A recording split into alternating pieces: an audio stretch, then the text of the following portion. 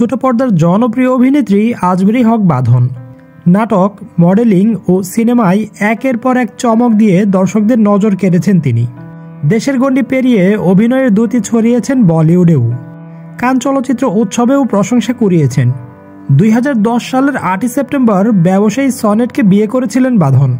বিয়ের 1 বছর পর তাদের সংসারে আসে কন্যা সন্তান সায়রা। কিন্তু দাম্পত্য কোলাহল যেন পিছুই ছাড়ছিল না বাঁধনের। অবশেষে 2014 সালের 10ই আগস্ট বিবাহিত জীবনের ইতি টানেন তারা।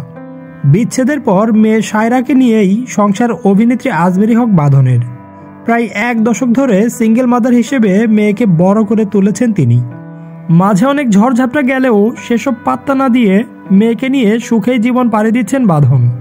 বাঁধনের জন্য 2024 সালটা ছিল একটি গুরুত্বপূর্ণ বছর।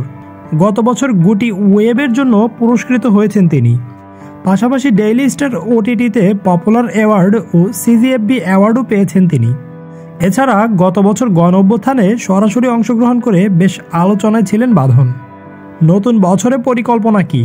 গণমাধ্যমে জানালেন নতুন বছরের প্রত্যাশা ও কর্মপরিকল্পনা।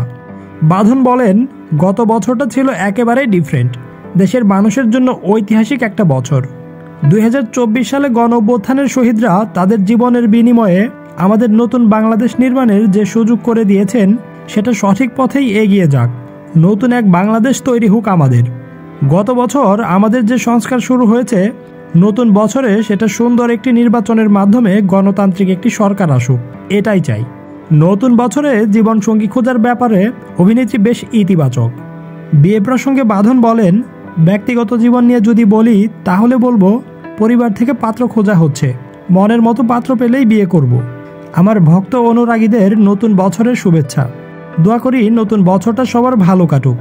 সংস্কৃতি অঙ্গনে যে সংস্কার হচ্ছে, এটার মাধ্যমে দারুণ এক সংস্কৃতি অঙ্গন গড়ে উঠুক।